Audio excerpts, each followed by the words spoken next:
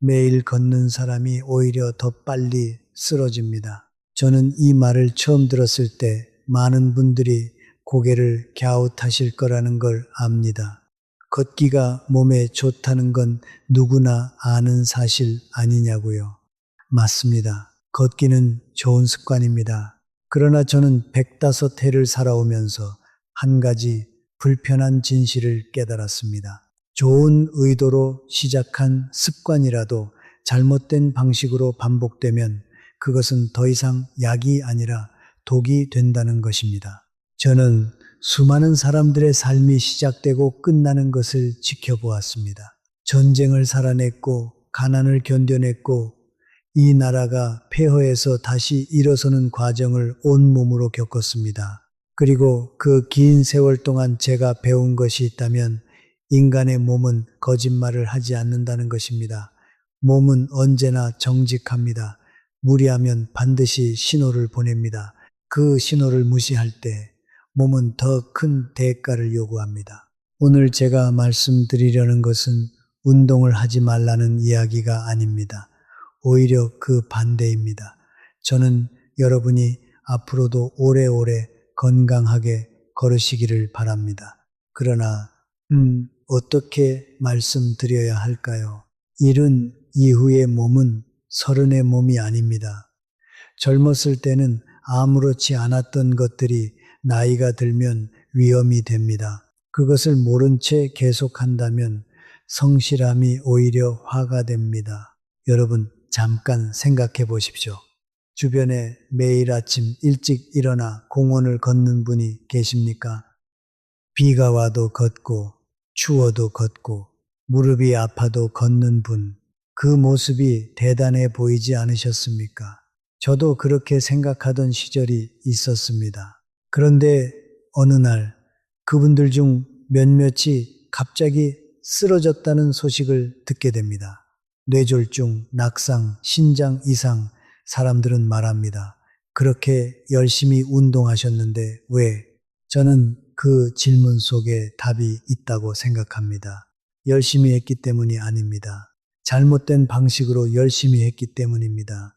노력과 지혜는 다릅니다. 젊음은 노력으로 버팁니다. 그러나 나이는 지혜로 버팁니다. 이른 이후의 삶에서 운동은 더 이상 많이가 목표가 아닙니다. 바르게가 목표입니다. 그 차이를 아는 것, 그것이 바로 이 나이에 필요한 진짜 용기입니다. 오늘 저는 여러분께 이른 이후 절대 해서는 안 되는 걷기 습관 5가지를 말씀드리겠습니다. 첫째, 빈속에 걷는 것. 둘째, 차가운 새벽에 나가는 것. 셋째, 준비 운동 없이 곧바로 걷는 것.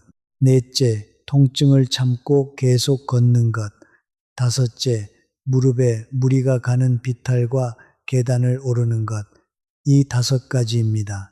이것은 여러분을 겁주려는 이야기가 아닙니다. 여러분이 앞으로 걸어야 할 남은 날들을 더 안전하고 더 품위 있게 걸어가시기를 바라는 마음으로 드리는 이야기입니다. 돈이 드는 이야기도 아닙니다. 비싼 약도 특별한 기구도 필요 없습니다. 그저 마음가짐을 조금 바꾸고 순서를 조금 바꾸면 됩니다. 집에 있는 것만으로 충분합니다. 부디 끝까지 들어주십시오. 오늘 이 한 시간이 여러분의 남은 10년을 지킬 수도 있습니다. 제가 어떻게 이런 이야기를 드리게 되었는지 잠깐 말씀드리고 싶습니다. 저는 의사가 아닙니다. 대단한 학자도 아닙니다. 그저 오래 살아온 사람일 뿐입니다. 그러나 오래 살았다는 것은 그 자체로 하나의 공부입니다. 100년이 넘는 세월 동안 저는 제 몸이 변해가는 것을 지켜보았습니다. 그리고 제 곁에 수많은 사람들이 건강을 지키기도 하고 잃기도 하는 것을 지켜보았습니다. 이상한 일이었습니다. 가장 부지런하고 성실한 사람들이 오히려 먼저 무너지는 경우가 많았습니다. 반대로 느긋하고 자기 몸을 잘 살피던 사람들이 오래오래 건강했습니다. 처음에는 그 이치를 몰랐습니다. 부지런한 사람이 더 오래 살아야 하는 것 아닌가 그렇게 생각했지요. 그런데 세월이 지나면서 그 까닭을 알게 되었습니다. 부지런함이 문제가 아니었습니다. 방향이 문제였습니다. 젊은 시절의 부지런함을 나이든 몸에 그대로 들이댄 것이 문제였습니다. 몸은 변했는데 마음은 여전히 30살에 머물러 있었던 겁니다. 마음이 30인 것은 아름다운 일입니다. 그러나 몸까지 30이라고 우기는 것은 위험한 일입니다. 저는 여러분이 마음은 젊게 그러나 몸은 정직하게 대하시기를 바랍니다. 젊은 마음으로 세상을 바라보되 나이든 몸의 목소리에는 겸손하게 귀를 기울이는 것, 그 균형이 오래 사는 비결입니다. 오늘 드릴 5가지 이야기는 결국 그 균형에 관한 이야기입니다. 자, 그러면 첫 번째 이야기를 시작하겠습니다. 이 이야기를 하기 전에 저는 오래된 친구 한 명을 떠올립니다. 그의 이름은 박 선생이었습니다. 저보다 몇 살 아래였으니 그가 75이 되던 해의 일입니다. 박 선생은 평생 성실한 사람이었습니다. 교직에 몸담았고 퇴직 후에도 규칙적인 생활을 흐트러뜨리지 않았습니다. 매일 아침 눈을 뜨면 가장 먼저 하는 일이 운동화를 신는 것이었습니다. 아무것도 먹지 않은 채로 말입니다. 그는 늘 이렇게 말했습니다. 아침에 뭔가를 먹고 나면 몸이 무거워서 못 걷겠어. 빈속에 걸어야 개운하단 말이야. 저는 그때 그 말을 가볍게 넘겼습니다. 사람마다 방식이 다른 거겠지 하고요. 그것이 제 실수였습니다. 지금도 그 순간을 생각하면 마음 한구석이 무겁습니다. 어느 가을 아침 박 선생은 혼자 걷다가 아파트 단지 안 벤치 앞에서 쓰러졌습니다. 다행히 지나가던 이웃이 발견해 병원으로 옮겼습니다. 의사는 말했습니다. 저 혈당으로 인한 일시적 의식 저하라고요. 다행히 크게 다치지는 않았습니다. 그러나 그 사건 이후 박 선생의 걸음걸이는 예전 같지 않았습니다. 낙상의 두려움이 몸에 스며든 것입니다. 여러분, 이게 참 무서운 겁니다. 두려움은 걸음을 느리게 만들고 느린 걸음은 근육을 약하게 만들고 약해진 근육은 다시 넘어질 위험을 키웁니다. 하나의 작은 실수가 그렇게 긴 그림자를 드리웁니다. 박 선생은 그 후로 몇 년을 더 사셨지만 다시는 예전처럼 당당하게 걷지 못했습니다. 여러분께 먼저 여쭙고 싶습니다. 혹시 여러분은 아침에 일어나면 곧바로 나가시나요? 아니면 뭔가를 좀 드시고 나가시나요? 곰곰이 한번 떠올려 보십시오. 만약 일주일에 서너 번 이상 빈속으로 나가신다면 오늘 이 이야기는 바로 여러분을 위한 것입니다. 그러면 빈속에 걷는 것이 왜 그렇게 위험할까요? 원리는 의외로 단순합니다. 우리가 밤새 잠을 자는 동안 몸은 아무것도 먹지 않습니다. 8시간, 길게는 10시간. 그 시간 동안 혈당은 서서히 떨어집니다. 혈당이라는 말이 어렵게 들리실 수도 있겠습니다. 쉽게 말하면 우리 몸을 움직이는 연료입니다. 자동차로 치면 기름과 같은 것이지요. 밤새 그 기름이 조금씩 줄어든 상태로 아침을 맞는 겁니다. 젊은 사람의 몸은 그 상태에서도 어느 정도 스스로를 조절할 수 있습니다. 연료가 부족하면 몸 안에 저장해 둔 것을 재빨리 꺼냈습니다. 그런데 이른 이후에 몸은 다릅니다. 그 조절하는 기능 자체가 느려집니다. 기름통은 거의 비었는데 새 기름을 꺼내오는 손길이 챈떠진 것입니다. 그 상태에서 갑자기 걷기 시작하면 어떻게 될까요? 몸은 더 많은 연료를 요구합니다. 이미 바닥에 가까웠던 혈당은 더 빠르게 떨어집니다. 그러면 어지럼증이 옵니다. 식은땀이 납니다. 눈앞이 핑 돕니다. 심하면 박 선생처럼 의식을 잃습니다. 그것도 길 위에서 혼자서 말입니다. 여기서 더 무서운 것이 있습니다. 집 안에서 어지러우면 그냥 앉으면 됩니다. 그런데 길 위에서 딱딱한 보도블록 위에서 정신을 잃고 쓰러지면 어떻게 됩니까? 머리를 부딪힙니다. 고관절이 부러집니다. 이른이 넘어 고관절이 부러지면 그것이 어떤 결과로 이어지는지 여러분도 잘 아실 겁니다. 한번 누우면 다시 일어나기가 그렇게 어렵습니다. 빈속 산책 한 번이 평생을 누워 지내는 일로 이어질 수도 있는 겁니다. 그렇다면 어떻게 해야 할까요? 걱정 마십시오. 방법은 아주 간단합니다. 첫째, 아침 식사를 하고 나가십시오. 거창하게 차려야 한다는 뜻이 아닙니다. 바나나 하나, 따뜻한 죽 한 그릇, 삶은 달걀 하나면 충분합니다. 밥 한두 숟가락도 좋습니다.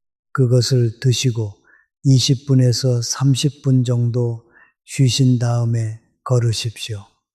그 짧은 시간이 여러분의 기름통을 다시 채워줍니다. 둘째, 나가기 전에 물 한 잔을 천천히 드십시오. 종이컵으로 한 컵, 그러니까 200ml 정도면 됩니다.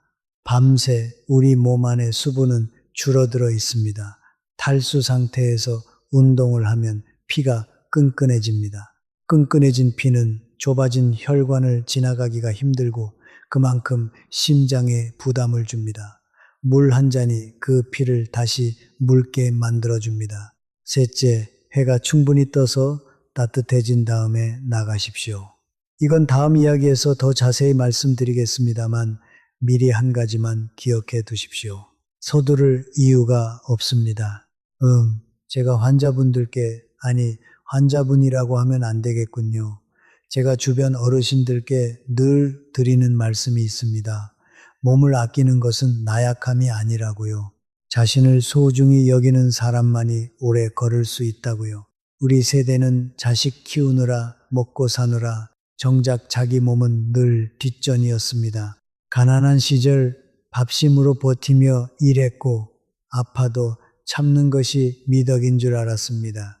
그 마음이 어떤 것인지 저는 누구보다 잘 압니다. 그러나 이제는 다릅니다. 이제는 우리가 우리 몸을 챙길 차례입니다. 생각해 보십시오. 아침 한술 더 뜨는 것이 손주들과 더 오래 함께 있는 길입니다. 물 한 잔 마시는 것이 자식들에게 짐이 되지 않는 길입니다. 그 작은 정성이 여러분을 지킵니다. 105해를 살아온 제가 드릴 수 있는 가장 단순하고 확실한 조언입니다. 제가 박 선생 이야기만 드리면 좀 특별한 경우라고 생각하실까봐 한 가지 더 말씀드리겠습니다. 제가 아는 한 부인이 계셨습니다. 평생 부지런하시기로 동네에 소문이 자자한 분이었지요. 그분도 늘 빈속에 걸으셨습니다. 아침을 먹으면 속이 더부룩하다고요. 그런데 어느 겨울 아침 그 부인이 걷다가 갑자기 다리에 힘이 풀리는 걸 느끼셨답니다. 다행히 그날은 정신을 잃지는 않았습니다. 벤치에 겨우 앉아서 한참을 쉬셨다고 합니다. 그 후로 그분은 제게 이렇게 말씀하셨습니다. 그날 벤치에 앉아서 식은땀을 흘리는데 아무도 없는 그 새벽 공원이 어찌나 무섭던지 집까지 그 짧은 길이 십리 길 같았다고요. 여러분, 이게 바로 빈속 운동의 무서움입니다. 한 번은 괜찮을 수 있습니다. 두 번도 괜찮을 수 있습니다. 그러나 그 습관을 계속하면 언젠가 한 번은 운이 따르지 않는 날이 옵니다. 그리고 그 한 번이 평생을 좌우합니다. 왜 이른이 넘으면 유독 이런 일이 잦아지는지 조금 더 말씀드리겠습니다. 우리 몸 안에는 혈당을 조절하는 일꾼들이 있습니다. 젊을 때는 이 일꾼들이 아주 부지런합니다.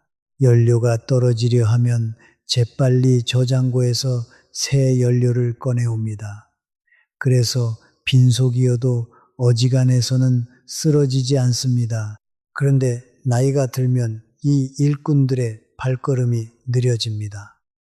연료가 떨어졌다는 신호는 왔는데 새 연료를 꺼내오는 손길이 뜬 겁니다.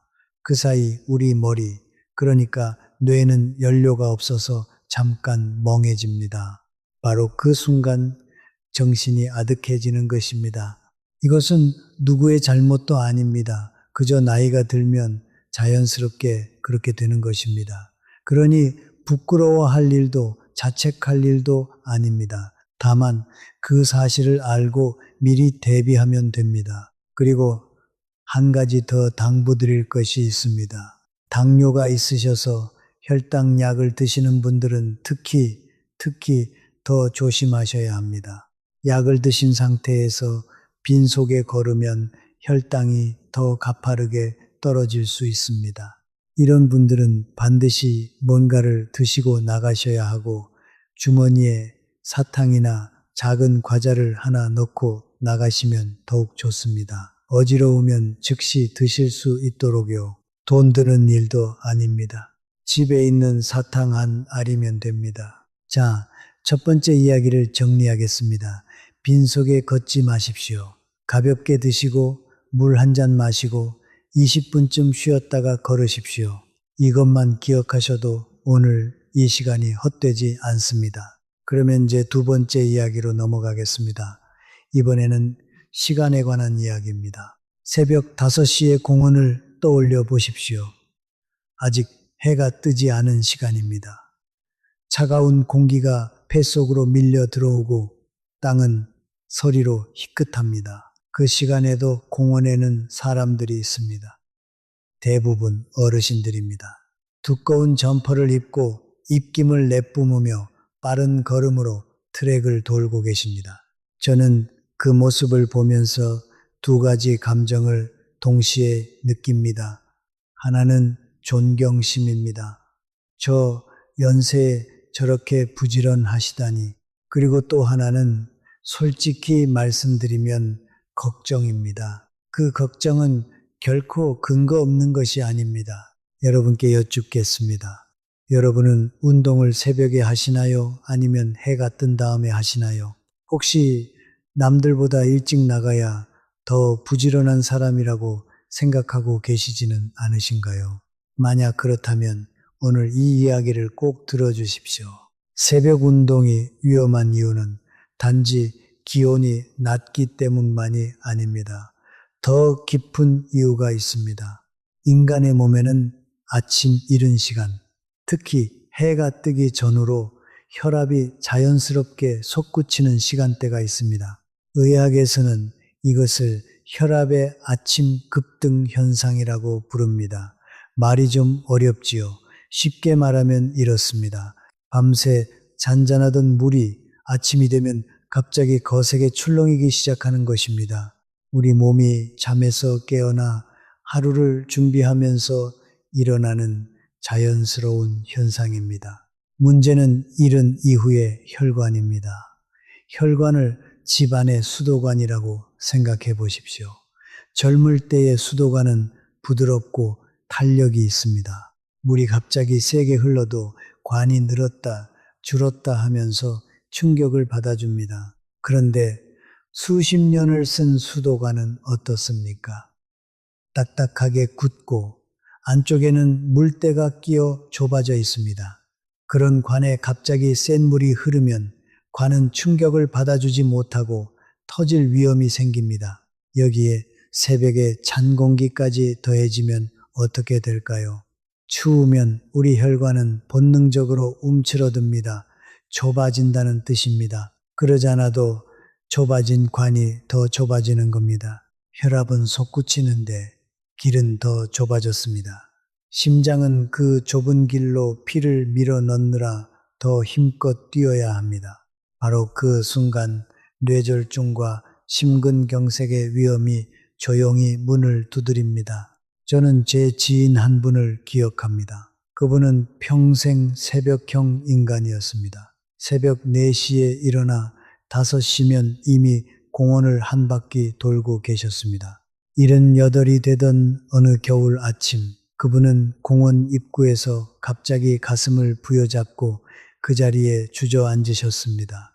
심장이 보낸 경고였습니다. 다행히 목숨은 건지셨습니다. 그러나 그 이후로 그분은 다시는 새벽에 혼자 운동을 나가지 않으셨습니다. 그분이 나중에 제게 이런 말씀을 하셨습니다. 형석 씨, 나는 그날 내가 죽는 줄 알았어. 평생 다니던 공원이 그렇게 무섭게 느껴진 건 처음이었어. 그 말이 아직도 제 귓가에 남아 있습니다. 평생 건강의 상징이던 그 공원이 한순간에 두려움의 장소로 바뀐 겁니다. 이건 정말 안타까운 일입니다. 왜냐하면 그분은 나쁜 일을 한 게 아니거든요. 오히려 너무 부지런하고 성실하셔서 그런 일을 당하신 겁니다.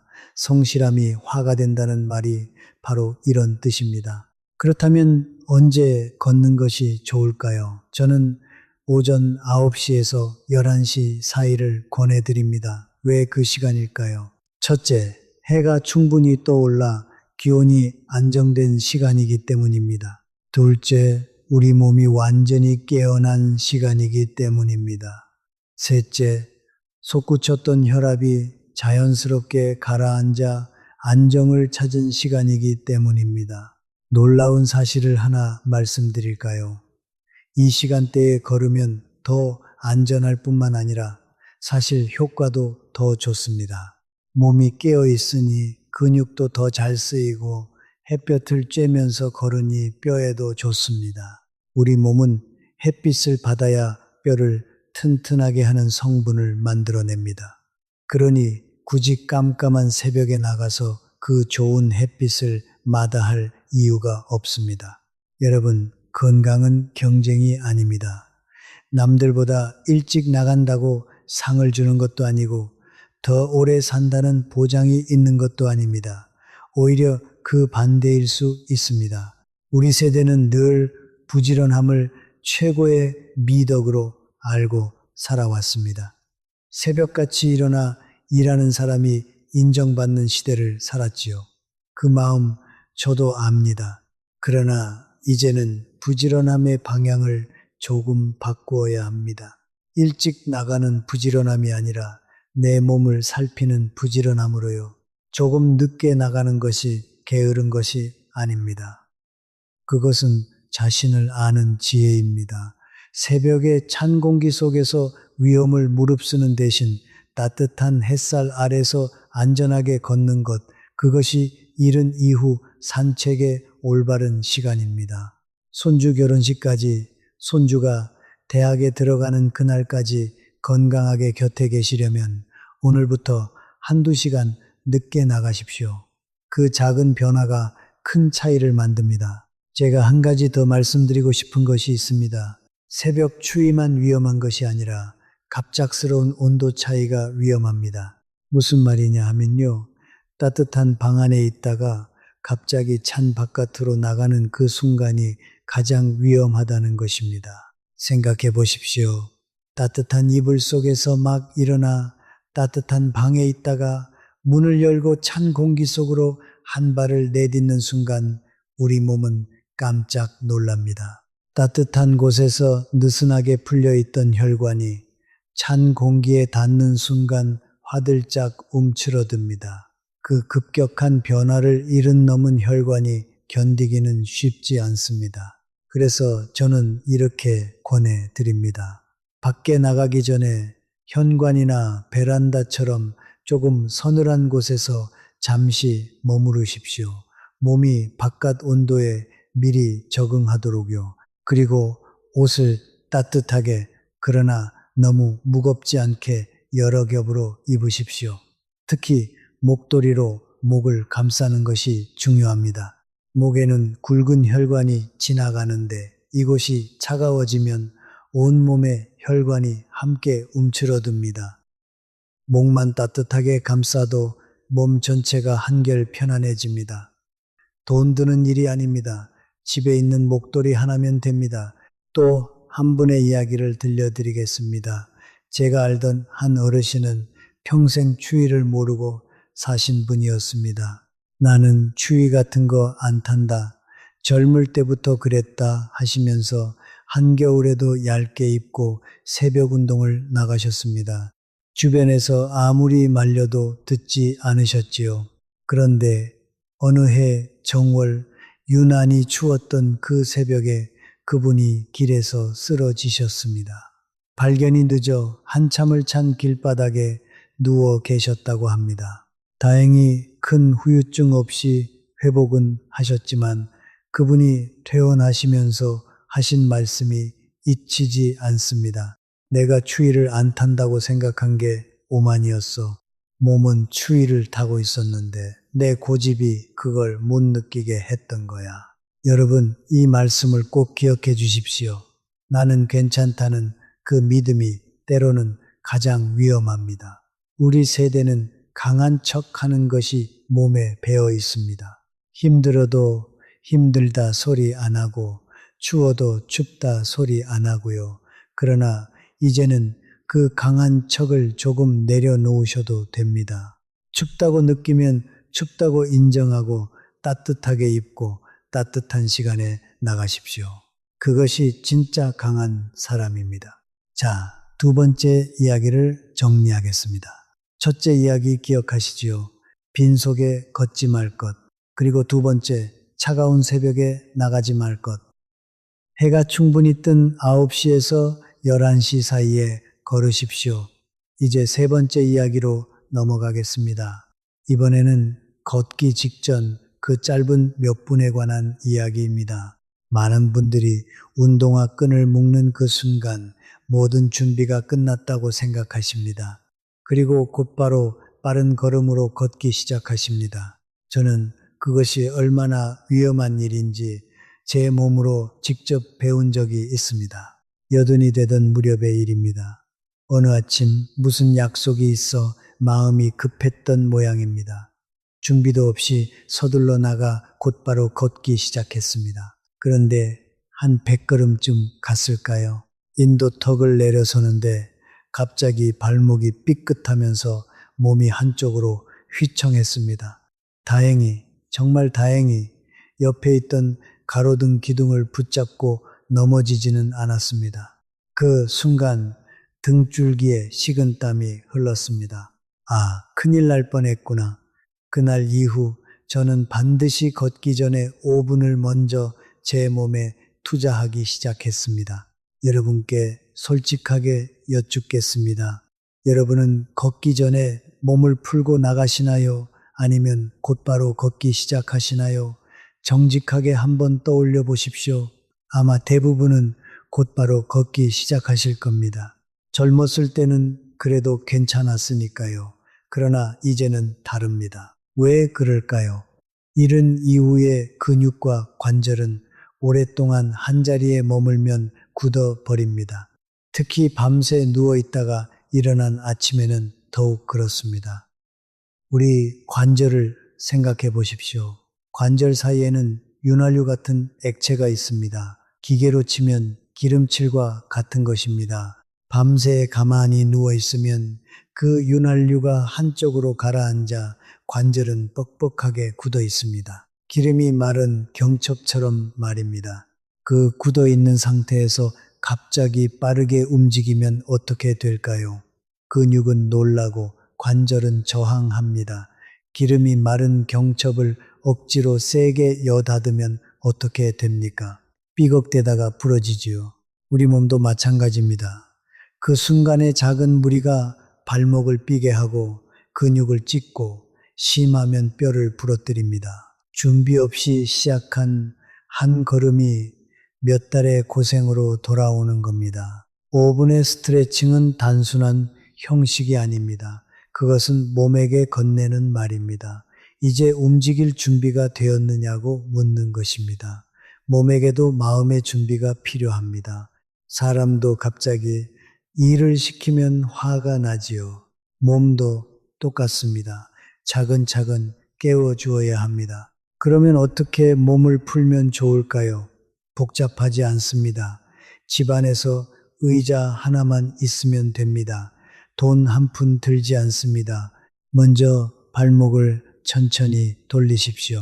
오른쪽으로 5번, 왼쪽으로 5번, 서두르지 말고 부드럽게. 그 다음 무릎을 살짝 굽혔다 펴기를 천천히 10번 정도. 이때 절대 무리하게 깊이 구부리지 마십시오. 가볍게 인사하듯이.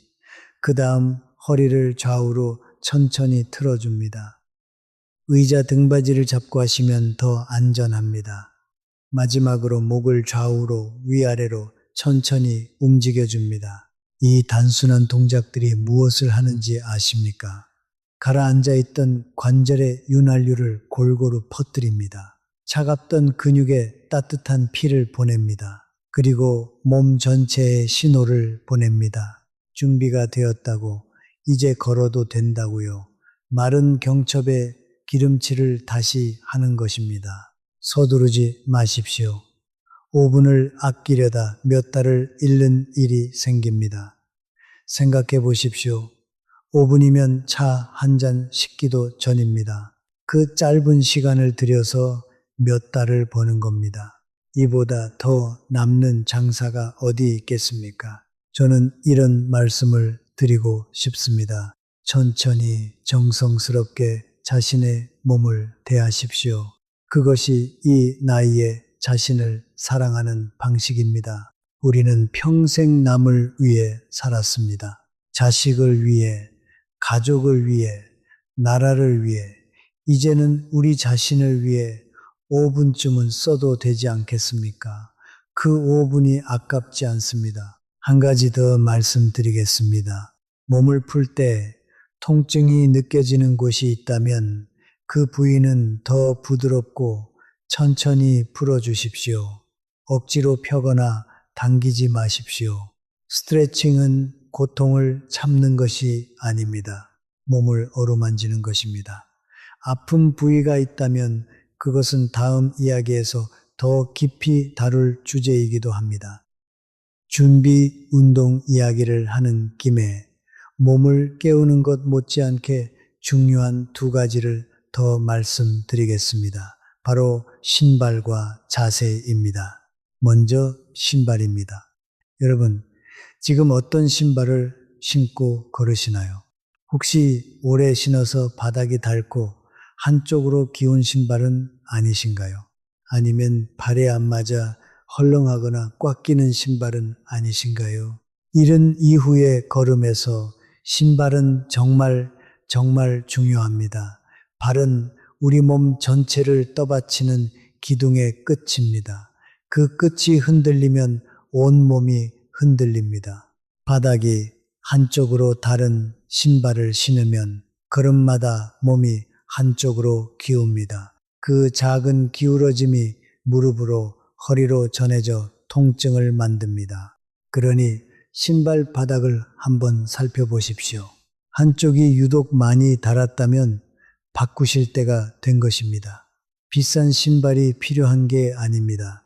바닥이 평평하고 발에 잘 맞고 미끄러지지 않는 신발이면 충분합니다. 끈은 헐겁지 않게 단단히 묶으십시오. 헐거운 끈은 걸려 넘어지게 만드는 가장 흔한 원인입니다. 다음은 자세입니다. 나이가 들면 우리도 모르게 등이 굽고 고개가 앞으로 빠집니다. 그 자세로 걸으면 몸의 무게중심이 앞으로 쏠려 자칫하면 앞으로 고꾸라지기 쉽습니다. 그러니 걸으실 때 이렇게 해보십시오. 가슴을 살짝 펴고 시선은 너무 발끝만 보지 말고 10걸음쯤 앞을 보십시오. 턱은 살짝 당기고 어깨에 힘을 빼십시오. 그리고 발은 뒤꿈치부터 닿고 발끝으로 미는 느낌으로 걸으십시오.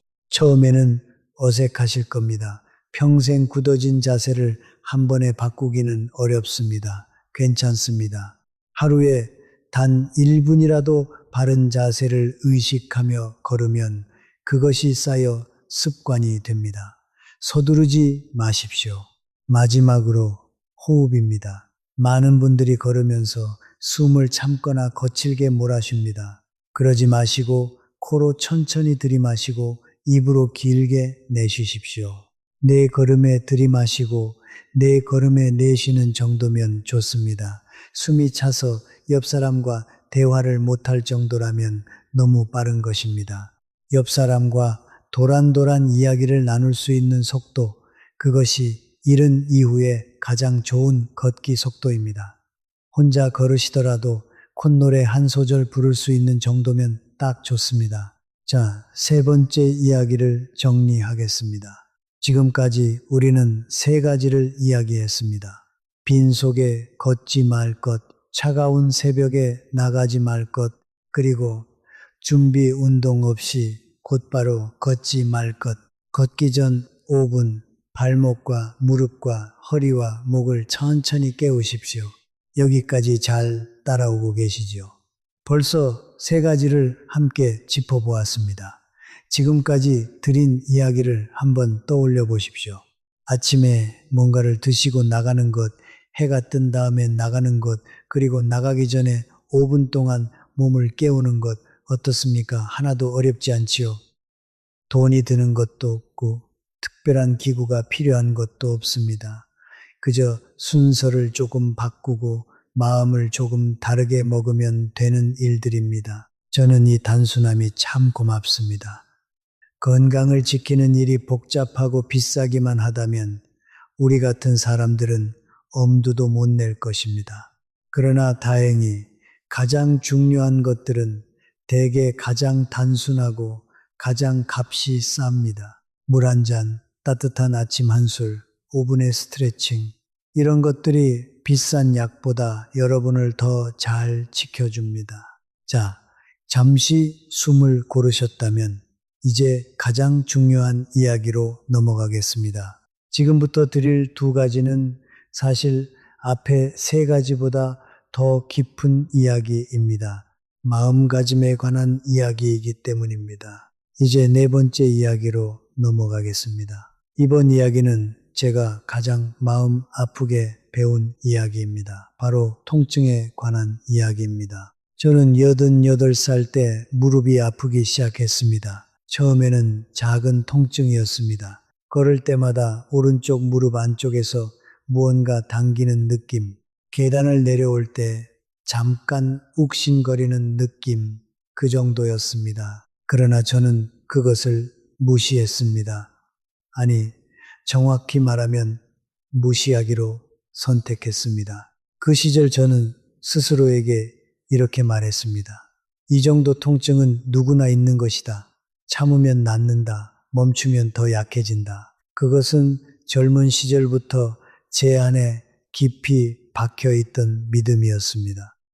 고통을 이겨내는 것이 강함이라는 믿음. 아파도 앞으로 나아가는 것이 사내답다는 믿음. 여러분, 우리 세대는 다들 그렇게 배우지 않았습니까? 아프다는 말을 입 밖에 내는 것조차 부끄러운 일이었습니다. 참는 것이 미덕이었고 견디는 것이 자랑이었습니다. 그렇게 살아왔기에 우리가 이만큼 일어선 것도 사실입니다. 그러나 그 믿음이 어느 순간 저를 배신했습니다. 2달을 그렇게 걸었습니다. 통증이 있어도 걷고 더 아파도 걷고 절뚝이면서도 걸었습니다. 참으면 낫겠지 하면서요. 그런데 어느 날 아침 저는 침대에서 일어나려다 오른쪽 무릎에 힘이 전혀 들어가지 않는다는 것을 느꼈습니다. 다리가 제 다리가 아닌 것 같았습니다. 병원에 갔더니 의사가 말했습니다. 무릎 안쪽 물렁뼈가 손상되었다고요. 그러면서 이렇게 덧붙였습니다. 조금만 일찍 오셨으면 간단한 치료로 끝날 수 있었을 텐데요. 참고 버티시는 바람에 회복에 6달이 걸린다고 했습니다. 6달입니다. 그 6달 동안 저는 제대로 걷지 못했습니다. 걷지 못하는 사람이 얼마나 많은 것을 잃는지 저는 그때 처음으로 온전히 깨달았습니다. 혼자 화장실에 가는 것조차 힘들어집니다. 보고 싶은 사람을 만나러 갈 수 없습니다. 햇볕을 쬐러 마당에 나가는 것도 큰일이 됩니다. 세상이 점점 좁아집니다. 방 한 칸으로요. 2달만 일찍 멈췄더라면 겪지 않았을 일이었습니다. 여러분께 여쭙겠습니다. 지금 걸을 때 어딘가 아픈 곳이 있으신가요? 무릎이든 허리든 발바닥이든 혹시 그 통증을 나이 탓이려니 하고 그냥 참고 계시지는 않으신가요? 만약 그러시다면 제 이야기를 꼭 기억해 주십시오. 통증은 적이 아닙니다. 통증은 몸이 보내는 언어입니다. 몸은 말을 못합니다. 그래서 통증으로 말을 거는 것입니다. 여기가 아프다고, 무리하지 말라고, 잠깐 쉬어달라고요. 그 말을 무시하는 것은 몸과 대화를 끊는 것과 같습니다. 몸이 계속 말을 거는데 우리는 귀를 막고 있는 셈입니다. 젊은 시절 우리는 통증을 이겨내야 할 장애물로 배웠습니다. 운동선수들은 고통을 참고 한계를 넘는 것을 자랑으로 삼습니다. 군인들은 아파도 앞으로 나아가도록 훈련받습니다. 그 정신은 젊은 몸에는 필요한 것일지도 모릅니다. 그러나 이른 이후의 몸에 그 정신을 그대로 적용하는 것은 지혜가 아닙니다. 그것은 무지입니다. 솔직히 말씀드리면 저도 그 무지 때문에 6달을 잃었습니다. 왜 그럴까요? 이른이 넘으면 몸의 회복 속도가 눈에 띄게 느려집니다. 젊었을 때는 하루 이틀이면 낫던 것이 이제는 몇 주, 몇 달이 걸립니다. 그리고 더 무서운 사실이 있습니다. 완전히 회복되지 않는 경우도 생긴다는 것입니다. 무릎의 물렁뼈는 한 번 다르면 저절로 다시 자라지 않습니다. 한 번 잃으면 영영 잃는 겁니다. 허리의 디스크도 무리한 운동으로 한 번 망가지면 수술로도 완전히 되돌리기 어려운 경우가 많습니다. 통증을 참고 계속 걷는다는 것은 이미 금이 간 벽에 계속 무거운 짐을 얻는 것과 같습니다. 금은 점점 벌어지다가 어느 순간 벽 전체가 무너집니다. 몸도 그렇습니다. 작은 통증을 무시하다 보면 어느 날 갑자기 무너집니다. 여러분, 걷는 도중에 무릎이 아프면 멈추십시오. 허리가 당기면 가까운 벤치에 앉으십시오. 발바닥이 타는 듯이 아프면 그날은 집으로 돌아가십시오. 그것은 포기가 아닙니다. 그것은 자신의 몸과 대화하는 것입니다. 몸이 오늘은 여기까지라고 말할 때 그 말을 들을 줄 아는 것, 그것이 진짜 강함입니다. 저는 살아오면서 한 가지를 깨달았습니다. 오래 걷는 사람은 빠르게 걷는 사람이 아닙니다. 멈출 줄 아는 사람입니다. 자신의 한계를 인정하는 것은 패배가 아닙니다. 그것은 자기 자신을 제대로 이해하기 시작했다는 증거입니다. 그리고 그 이해 위에서만 진정한 건강이 오래 지속됩니다. 다행히 통증을 다루는 좋은 방법이 있습니다. 첫째, 통증이 느껴지면 그날 운동량을 절반으로 줄이십시오. 멈추는 것이 두려우시다면 줄이는 것부터 시작하면 됩니다.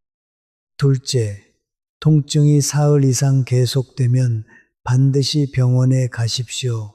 돈 아끼려고 미루지 마십시오. 일찍 가면 작은 치료로 끝나지만 미루면 큰 치료가 됩니다. 오히려 일찍 가는 것이 돈을 아끼는 길입니다. 셋째, 아픈 부위에 따뜻한 찜질을 해 주십시오. 따뜻한 물수건이면 충분합니다. 집에 있는 것으로 됩니다. 참는 것이 미덕이던 시절은 지났습니다. 이제는 듣는 것이 지혜입니다. 몸의 소리에 귀를 기울이십시오. 그 소리가 여러분을 더 오래, 더 멀리 데려다 줄 것입니다. 자식들에게 짐이 되지 않으려면, 손주들과 오래 걸으려면 오늘부터 통증의 말에 귀를 여십시오. 여기서 여러분이 꼭 아셔야 할 것이 하나 있습니다. 모든 통증이 다 같은 통증은 아니라는 것입니다. 통증에도 종류가 있습니다. 좋은 아픔이 있고 나쁜 아픔이 있습니다. 운동을 하고 난 다음 날 근육이 뻐근하고 묵직한 느낌, 이건 좋은 아픔입니다. 근육이 일을 했다는 증거이고 하루 이틀 쉬면 가라앉습니다. 오히려 이런 뻐근함은 근육이 조금씩 튼튼해지고 있다는 반가운 신호일 수 있습니다. 그러나 나쁜 아픔은 다릅니다. 걸을 때마다 콕콕 쑤시는 날카로운 통증, 한 곳이 계속 욱신거리는 통증, 부어오르면서 아픈 통증, 관절에서 소리가 나면서 아픈 통증, 이런 것들은 몸이 보내는 위험 신호입니다. 이런 아픔은 참으면 안 됩니다. 쉬어도 가라앉지 않고 오히려 점점 심해진다면 반드시 병원에 가셔야 합니다. 이 둘을 구별하는 법 어렵지 않습니다. 하루 이틀 쉬면 나아지는 아픔은 좋은 아픔, 쉬어도 그대로거나 더 심해지는 아픔은 나쁜 아픔. 이것만 기억하셔도 됩니다. 제 이야기를 하나 더 들려드리겠습니다. 제 친구 중에 평생 농사를 지으신 분이 계셨습니다. 손마디가 굵고 허리가 늘 아프셨지요. 그런데 그분은 아프다는 말을 평생 입에 담지 않으셨습니다. 아픈 게 무슨 자랑이냐. 농사꾼이 허리 아프다 소리하면 농사 못 짓는다 그러시면서요. 그러다 이른이 넘어 허리 통증이 다리까지 내려오기 시작했습니다. 다리가 저리고 힘이 빠지는데도 그분은 또 참으셨습니다. 밭일을 계속하셨지요. 결국 어느 날 밭에서 일어서지를 못하셨습니다. 병원에 가니 허리 디스크가 신경을 심하게 누르고 있었답니다. 조금만 일찍 왔으면 약과 운동으로 좋아질 수 있었던 것을 너무 늦어 결국 수술을 하셨습니다. 그리고 수술 후에도 예전처럼 자유롭게 걷지는 못하셨습니다. 저는 그분을 볼 때마다 마음이 아팠습니다. 평생 그렇게 부지런하고 강하셨던 분이 바로 그 강함 때문에 몸을 잃으신 겁니다. 참는 것이 그분을 지켜준 게 아니라 참는 것이 그분을 무너뜨린 겁니다. 여러분, 우리 세대가 참는 것을 미덕으로 배운 데는 이유가 있습니다. 그 시절에는 병원에 갈 돈도 시간도 없었습니다. 아파도 일을 해야 식구들이 먹고 살았습니다. 그러니 참는 것 말고는 방법이 없었지요. 그 마음, 그 세월을 저는 깊이 존경합니다. 그러나 이제는 시대가 다릅니다. 이제는 참지 않아도 됩니다. 아프면 쉬어도 되고 아프면 병원에 가도 됩니다. 그동안 고생 많으셨습니다. 이제는 우리 자신을 돌볼 차례입니다. 자, 네 번째 이야기를 정리하겠습니다. 통증을 참고 걷지 마십시오. 통증은 적이 아니라 몸의 언어입니다. 아프면 멈추고 사흘 이상 계속되면 병원에 가십시오. 이제 마지막 다섯 번째 이야기입니다. 이번에는 어디를 걷느냐에 관한 이야기입니다. 저는 80이 넘어서도 산을 좋아했습니다. 산에 오르는 것은 제게 단순한 운동이 아니었습니다. 그것은 일종의 의식이었습니다. 정상에 서서 아래를 내려다볼 때 그 느낌, 숨이 차오르고 땀이 흐르고 그럼에도 두 발로 여기까지 올라왔다는 사실이 주는 묵직한 만족감. 저는 그것을 오랫동안 건강의 증거라고 생각했습니다.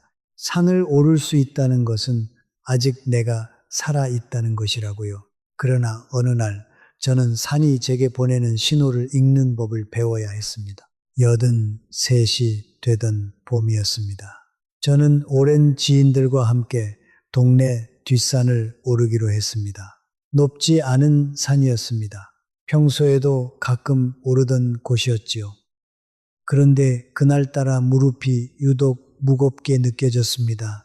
올라갈 때는 그래도 견딜만 했습니다. 문제는 내려올 때였습니다. 경사진 돌계단을 한 발 한 발 내딛는데 오른쪽 무릎에서 소리가 났습니다. 뚝! 그 소리는 작았습니다.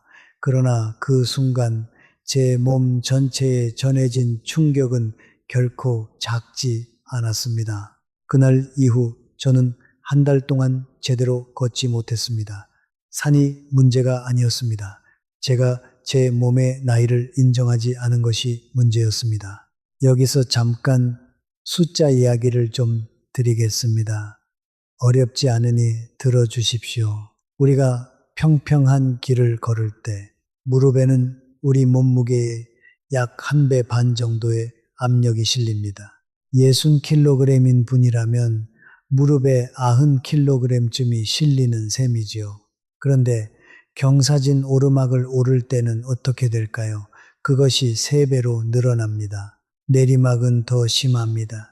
무릎에 거의 4배에서 5배에 가까운 압력이 집중됩니다.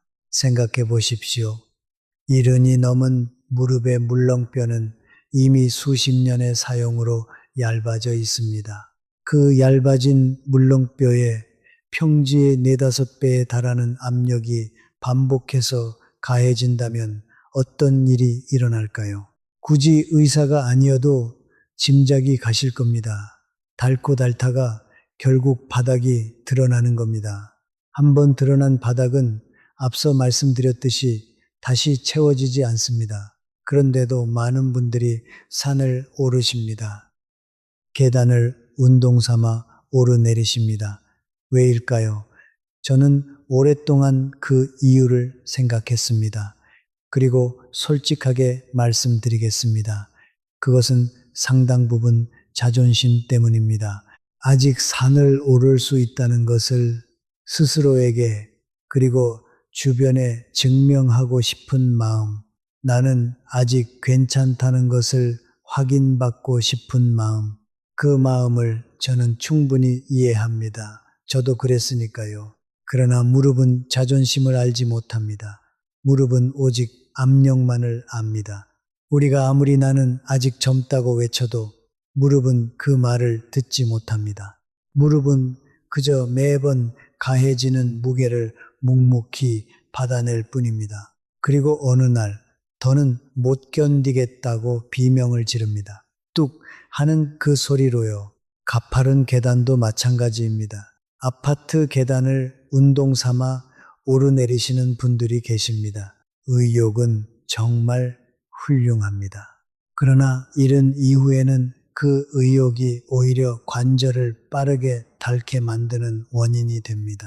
계단 운동은 젊은 사람에게는 효과적인 운동일 수 있습니다. 그러나 이미 물렁뼈가 얇아지기 시작한 몸에게 그것은 운동이 아닙니다. 마모입니다. 기계를 닦는 것이 아니라 갈아 없애는 것입니다. 여러분께 여쭙겠습니다. 혹시 운동 삼아 계단을 오르내리시나요? 아니면 가까운 산을 자주 오르시나요? 둘 중 하나라도 해당되신다면 오늘 제 이야기를 한 번만 더 곱씹어 주십시오. 그렇다면 어떻게 하면 좋을까요? 답은 의외로 간단합니다. 평지를 걸으십시오. 공원의 평평한 길, 집 근처의 완만한 도로, 학교 운동장 아니면 큰 건물의 복도라도 좋습니다. 이런 평평한 곳에서 꾸준히 걷는 것만으로도 심장과 폐를 튼튼하게 하고 다리 근육을 지키는데 충분합니다. 산을 오르지 않아도 건강할 수 있습니다. 계단을 뛰지 않아도 강해질 수 있습니다. 오히려 이렇게 생각해 보십시오.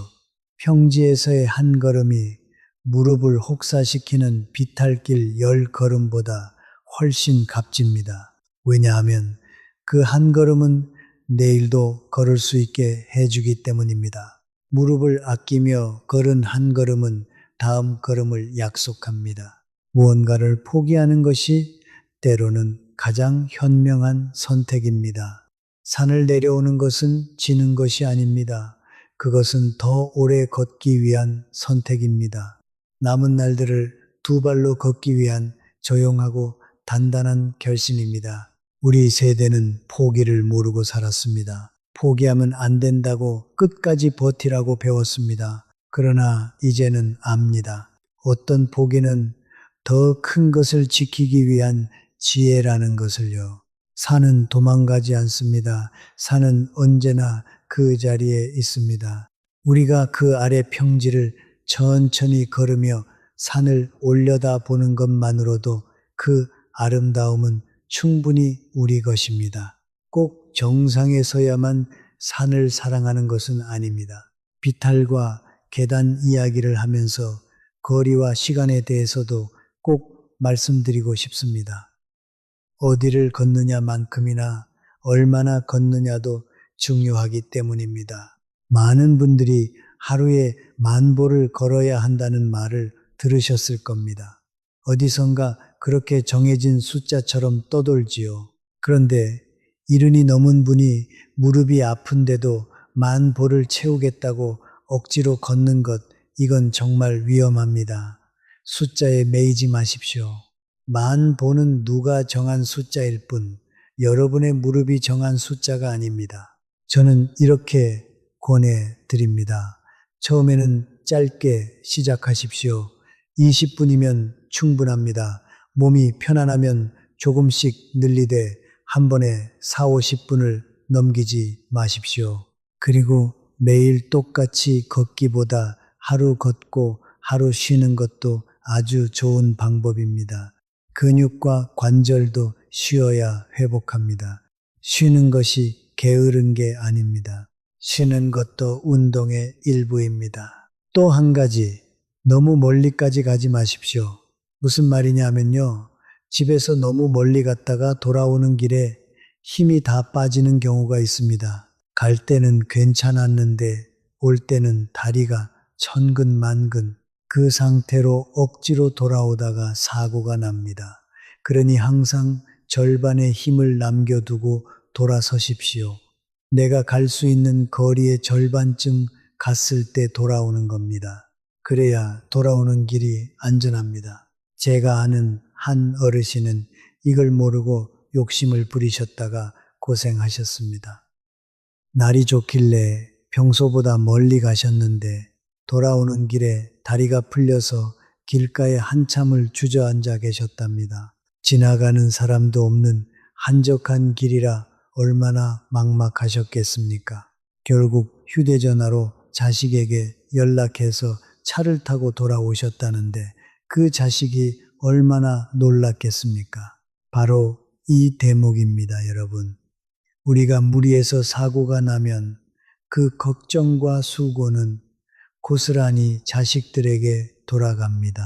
우리는 자식에게 짐이 되지 않으려고 그렇게 애쓰며 살아왔는데 정작 무리한 운동 한 번이 자식을 가장 놀라게 하는 일이 되는 겁니다. 그러니 적당히 걷는 것, 절반의 힘을 남기는 것, 이것이야말로 자식을 위하는 길이고 나를 위하는 길입니다. 그리고 마지막으로 가능하면 누군가와 함께 걸으십시오.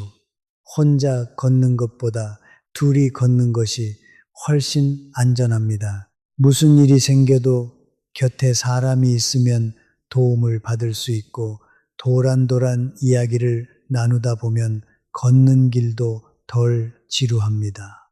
이웃과 함께, 친구와 함께, 또는 같은 동네 어르신들과 함께 우리 모두 함께 걸으면 서로가 서로를 지켜줍니다. 그것이 우리가 오래 살아온 방식이기도 하지요. 자, 5번째 이야기를 정리하겠습니다. 비탈과 계단을 오르지 마십시오. 무릎에는 자존심이 통하지 않습니다. 평평한 길을 꾸준히 걸으십시오. 그것이 무릎을 지키고 내일의 걸음을 지키는 길입니다. 이제 5가지 이야기를 모두 마쳤습니다. 그런데 여러분, 하지 말아야 할 5가지만 말씀드리고 끝내면 좀 서운하지요. 이제 반대로 꼭 하시면 좋은 것들도 몇 가지 함께 나누고 싶습니다. 짧게 말씀드릴 테니 조금만 더 들어주십시오. 첫째, 걷고 난 뒤에는 반드시 마무리 운동을 하십시오. 준비 운동만큼이나 중요한 것이 마무리입니다. 걷기를 마치면 갑자기 멈추지 말고 마지막 몇 분은 아주 천천히 걸으며 숨을 고르십시오. 그리고 집에 돌아와 종아리와 허벅지를 부드럽게 주물러 주십시오. 이렇게 하면 다리에 몰렸던 피가 잘 돌아가고 다음날 뻐근함도 훨씬 덜합니다. 몸을 깨우는 것만큼 몸을 재워주는 것도 중요합니다. 둘째, 걷고 난 뒤에는 물과 영양을 보충하십시오. 걷는 동안 우리는 땀으로 수분을 잃습니다. 돌아와서 따뜻한 물 한 잔을 천천히 드십시오. 그리고 단백질이 든 음식을 조금 드시면 좋습니다. 달걀 하나, 두부 한 조각, 우유 한 잔, 이런 것들이 걷느라 쓴 근육을 다시 채워줍니다. 우리 전통 음식 중에도 좋은 것이 많습니다. 된장국 한 그릇, 두부 한 모, 할머니, 할아버지가 드시던 그 소박한 밥상에 답이 있습니다. 셋째, 다리 힘을 따로 길러 주십시오. 걷기만으로는 부족할 때가 있습니다. 특히 일흔이 넘으면 허벅지 근육이 빠르게 줄어듭니다. 그런데 이 허벅지 근육이야말로 우리를 넘어지지 않게 지켜주는 가장 든든한 기둥입니다. 어렵지 않습니다. 의자에 앉았다 일어서기 이것만 하셔도 됩니다. 튼튼한 의자에 앉아서 손을 쓰지 않고 천천히 일어섰다. 다시 앉기, 이것을 하루에 10번씩 두세 번에 나누어 하십시오. 돈 한 푼 안 들고 집에 있는 의자 하나면 됩니다. 이 단순한 동작이 여러분의 다리를 지키고 낙상을 막아줍니다. 넷째, 햇볕을 가까이 하십시오. 아까도 말씀드렸지만 우리 몸은 햇볕을 받아야 뼈를 튼튼하게 하는 성분을 스스로 만들어냅니다. 일흔이 넘으면 뼈가 약해지기 쉽고 한번 넘어지면 골절로 이어지기 쉽습니다. 그러니 낮에 걸으실 때 그 따뜻한 햇볕을 마음껏 쬐십시오. 하루 2, 30분의 햇볕이 비싼 약보다 낫습니다. 이 또한 돈 한 푼 들지 않는 자연의 선물입니다. 다섯째, 그리고 이것이 어쩌면 가장 중요한데요. 마음도 함께 돌보십시오. 걷는다는 것은 몸만 움직이는 일이 아닙니다. 바깥 바람을 쐬고 햇볕을 보고 이웃과 인사를 나누는 것, 이 모든 것이 마음을 건강하게 합니다. 혼자 방 안에 갇혀 지내면 몸도 마음도 빠르게 시듭니다. 매일 잠깐이라도 밖에 나가 걷는 것, 사람을 만나는 것, 그것이 외로움을 이기고 마음을 지키는 가장 좋은 약입니다. 우리 세대는 외로움을 입 밖에 내는 것조차 어려워합니다. 그러나 외롭다는 것은 부끄러운 일이 아닙니다. 밖으로 나가 햇볕 아래를 걸으며 사람들 속에 계십시오. 자, 이렇게 해야 할 것 5가지도 말씀드렸습니다. 마무리 운동, 물과 영양, 다리 힘 기르기, 햇볕, 그리고 마음 돌보기. 하지 말아야 할 5가지와 함께 이 5가지도 마음에 담아 두십시오. 그러면 여러분의 걸음은 훨씬 더 안전하고 즐거워질 것입니다. 이제 정말로 처음의 질문으로 다시 돌아가 보겠습니다.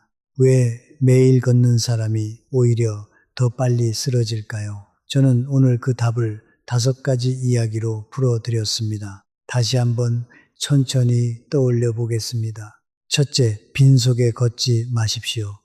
밤새 비어버린 몸으로 길에 나서면 길 위에서 정신을 잃을 수 있습니다. 바나나 하나라도 드시고 물 한 잔 마시고 20분쯤 쉬었다가 나가십시오. 둘째, 차가운 새벽에 나가지 마십시오. 해 뜨기 전 우리 혈관은 가장 긴장해 있고 찬 공기는 그 혈관을 더 옥굽니다. 해가 충분히 떠오른 9시에서 11시 사이 따뜻한 햇살 아래를 걸으십시오. 셋째, 준비 운동 없이 곧바로 걷지 마십시오. 밤새 굳어있던 몸을 갑자기 움직이면 다칩니다. 걷기 전 5분 발목과 무릎과 허리와 목을 천천히 깨워주십시오. 넷째, 통증을 참고 걷지 마십시오. 통증은 적이 아니라 몸이 건네는 말입니다. 아프면 멈추고 사흘 이상 계속되면 미루지 말고 병원에 가십시오. 참는 것이 미덕이던 시절은 지났습니다. 5째, 비탈과 계단을 오르지 마십시오. 무릎에는 자존심이 통하지 않습니다. 평평한 길을 천천히 절반의 힘을 남기고 걸으십시오. 이 5가지를 꼭 기억해 주십시오. 아니, 다 외우지 못하셔도 괜찮습니다. 딱 하나만 기억하셔도 됩니다. 내 몸의 목소리에 귀를 기울이는 것, 그 하나만 마음에 새기셔도 오늘 이 시간은 헛되지 않습니다. 그런데 여러분, 이 5가지는 모두 하나의 공통된 뿌리에서 나옵니다. 그 뿌리가 무엇인지 아십니까? 바로 젊은 시절의 방식으로 나이든 몸을 대하는 것입니다. 우리는 오랫동안 노력이 곧 결과라고 배웠습니다. 더 많이 하면 더 좋아진다고요. 더 힘들게 하면 더 강해진다고요. 그 믿음은 인생의 전반부에서는 분명히 맞는 말이었습니다. 그 믿음으로 우리는 가난을 이겨냈고 자식을 키웠고 이 나라를 일으켜 세웠습니다. 그러나 인생의 후반부에서는 그 믿음이 때로 우리를 배신합니다. 이른 이후에 몸에게 필요한 것은 더 많은 노력이 아닙니다. 더 깊은 이해입니다. 이 일은 내 몸이 지금 어떤 상태인지, 무엇을 원하는지, 어디까지가 한계인지를 아는 것, 그것이 이 나이에 가장 필요한 지혜입니다. 저는 살아오면서 수많은 것을 잃었습니다. 친구들을 잃었고, 사랑하는 사람들을 먼저 떠나보냈고, 젊음을 잃었고, 한때 당연하게 여겼던 능력들을 하나씩 내려놓았습니다. 그 과정은 결코 쉽지 않았습니다. 솔직히 말씀드리면 어떤 밤에는 잠을 이루지 못할 만큼 서럽기도 했습니다. 그러나 그 긴 내려놓음의 과정에서 제가 배운 것이 있습니다. 잃는 것을 두려워하지 않을 때 비로소 남은 것의 가치가 보인다는 것입니다. 산을 오르지 못하게 되었을 때 저는 처음으로 평지의 아름다움을 제대로 보았습니다. 빠르게 걷지 못하게 되었을 때 저는 처음으로 천천히 걸으며 바람의 냄새를 맡았습니다. 멈추는 법을 배웠을 때 저는 비로소 걷는다는 것의 진짜 의미를 알게 되었습니다. 걷는다는 것은 단순히 몸을 움직이는 것이 아닙니다. 그것은 살아있다는 것을 확인하는 행위입니다. 두 발이 땅을 디딜 때마다 우리는 아직 이 세상에 존재한다는 것을 느낍니다. 그 감각은 나이가 들수록 더 소중해집니다. 젊을 때는 걷는다는 것이 너무도 당연해서 그 고마움을 몰랐습니다.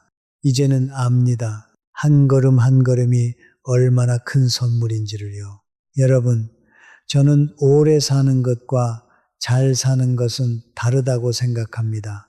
그저 숨만 붙어 있는 긴 세월은 사실 그리 큰 복이 아닐지도 모릅니다. 진짜 복은 두 발로 걸어가고 싶은 곳에 가고 보고 싶은 사람을 만나고 먹고 싶은 것을 스스로 차려 먹는 것입니다.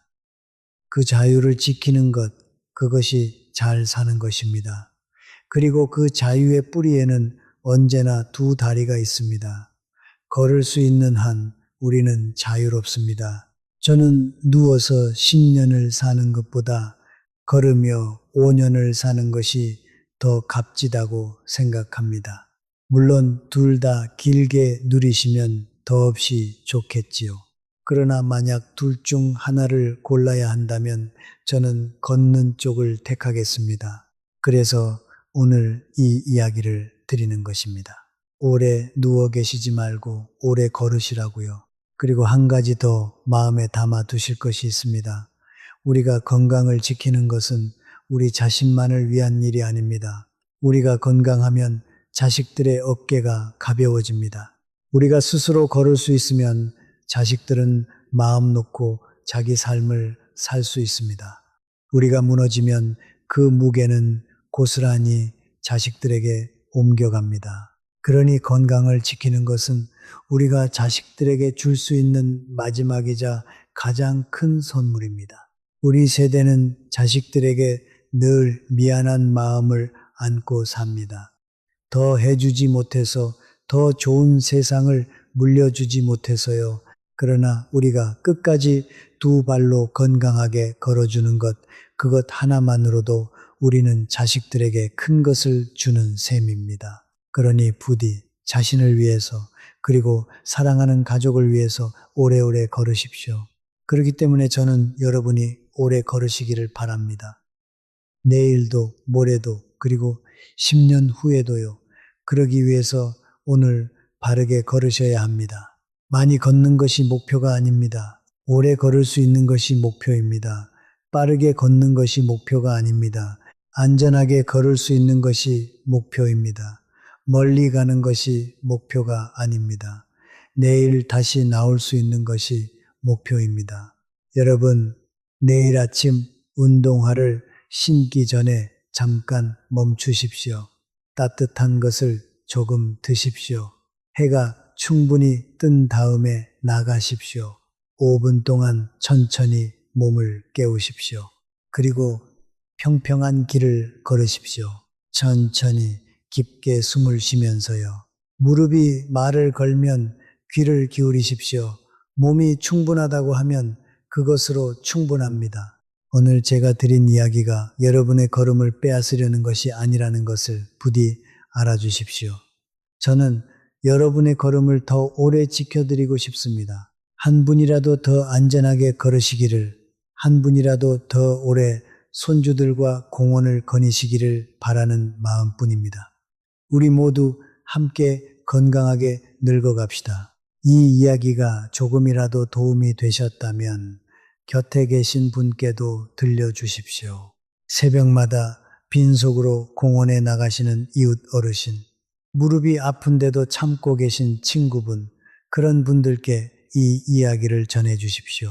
우리가 아는 것을 우리가 사랑하는 사람들과 나누는 것, 그것이 가장 값진 일입니다. 여러분, 제가 105해를 살아오면서 가장 후회하는 것이 무엇인지 아십니까? 젊은 시절 더 많이 일하지 못한 것이 아닙니다. 더 많은 돈을 벌지 못한 것도 아닙니다. 제가 가장 후회하는 것은 제 몸이 보내는 신호를 너무 늦게 알아들은 것입니다. 무릎이 아프다고 말할 때 귀를 기울였더라면 그 6달을 잃지 않았을 텐데요. 몸이 쉬자고 할 때 쉬었더라면 더 많은 곳을 더 오래 걸을 수 있었을 텐데요. 그래서 저는 여러분께 같은 후회를 남기고 싶지 않습니다. 오늘 이 이야기를 듣고 계신 여러분만큼은 부디 자신의 몸을 너그럽게 그러나 정직하게 대해 주십시오. 몸이 보내는 작은 신호를 무시하지 마십시오. 그것이 제가 100년을 살아보고 나서야 깨달은 가장 값진 교훈입니다. 상상해 보십시오. 몇 해 뒤 손주가 더 자라서 여러분의 손을 잡고 공원을 함께 걷는 모습을 할아버지, 할머니, 천천히 가요 하면서 여러분의 보폭에 자기 걸음을 맞추는 그 어린 손주를, 그 길을 함께 걸으려면 오늘 무릎을 아껴야 합니다. 오늘 무리하지 않아야 합니다. 오늘의 작은 절제가 그 미래의 산책을 만듭니다. 저는 그 모습을 위해 여러분이 오래 걸으시기를 바랍니다. 자식에게 짐이 되지 않고 손주의 손을 잡고 두 발로 당당하게, 그것은 결코 거창한 꿈이 아닙니다. 오늘부터 바르게 걸으면 충분히 이룰 수 있는 일입니다. 우리 함께 그 길을 걸어갑시다. 삶은 요란한 축제가 아닙니다. 삶은 조용한 걸음의 연속입니다. 그 걸음 하나하나가 모여 제게는 105해가 되었습니다. 돌이켜보면 화려한 순간들보다 그저 묵묵히 한 발 한 발 내디딘 평범한 날들이 저를 여기까지 데려왔습니다. 여러분의 남은 걸음들이 부디 고요하고 안전하고 품이 있기를 바랍니다. 오늘도 두 발로 걸어주셔서 감사합니다. 부디 건강 지키시고 오래오래 행복하시길 진심으로 바랍니다.